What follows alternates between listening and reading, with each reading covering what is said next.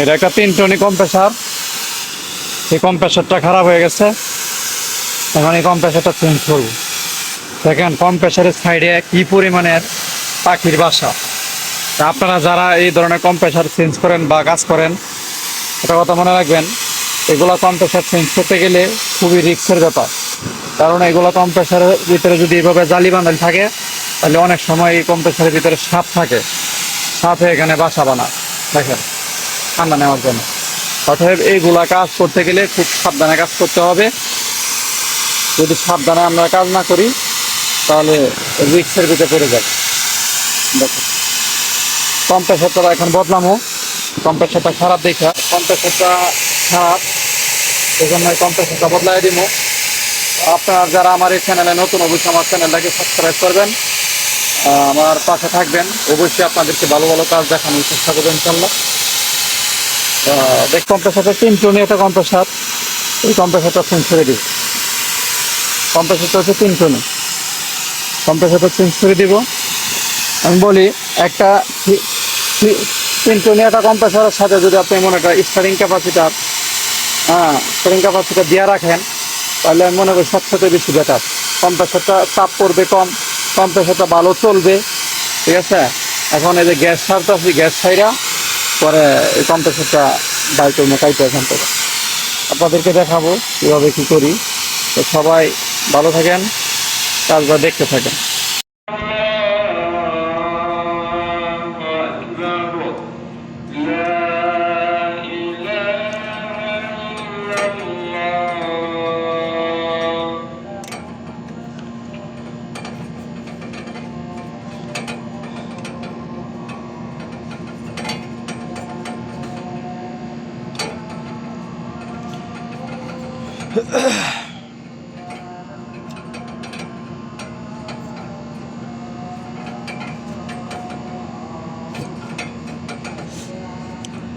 এই বল এটা আছে না, থাকে থাকে হবে এলা জায়গা হয়েছে না, আমার তোমার হাত লইব বোঝো না।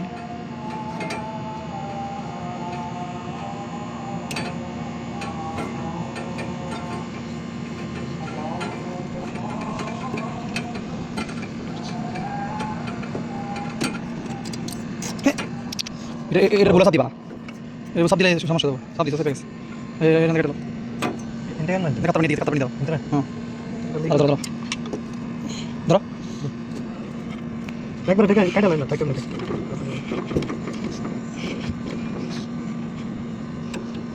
বাস এলাকা আরামসে কর।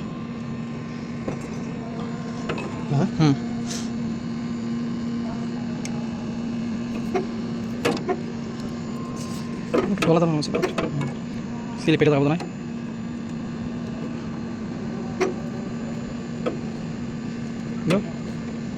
ঠিক আছে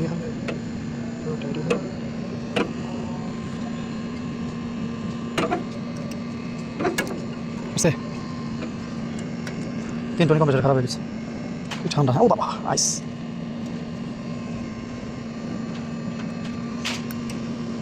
কি জান কিসে তুমি এসি চলতে না হ্যাঁ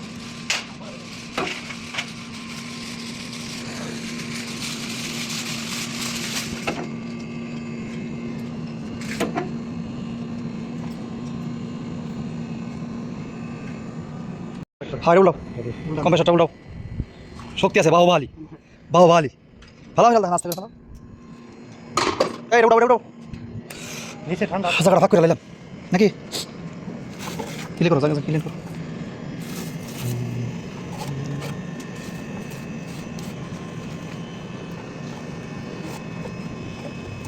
ফোল্ডারটা লো, ফোল্ডারটা। হ্যাঁ ছোটো কাটাটা আছে না, কাটাটা আছে না, কাটাটা লো, এখান থেকে কাটো। ফিল্টারটা বদলাই দিলে সবচেয়ে ভালো, কারণ হচ্ছে নতুন কম্প্রেসার, নতুন কম্প্রেসারের সাথে ফিল্টার ক্যাপালিরা সব চেঞ্জ করে দিই। কারণ নতুনের সাথে নতুন লাগালে সবচেয়ে বেটার, তাই না? পুরানের সাথে পুরান, নতুনের সাথে নতুন।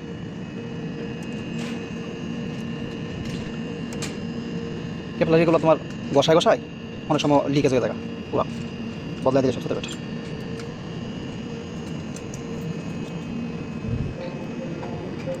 ওটা সুন্দর একটা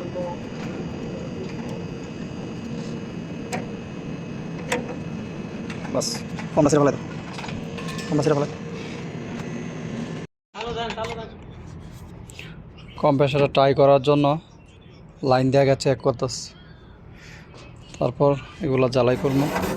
এনে থাক দূরে ভিতরে ময়লা পড়বো না। দাও হ্যাঁ চালু দাও বিসমিল্লাহ অ্যাকশন সে।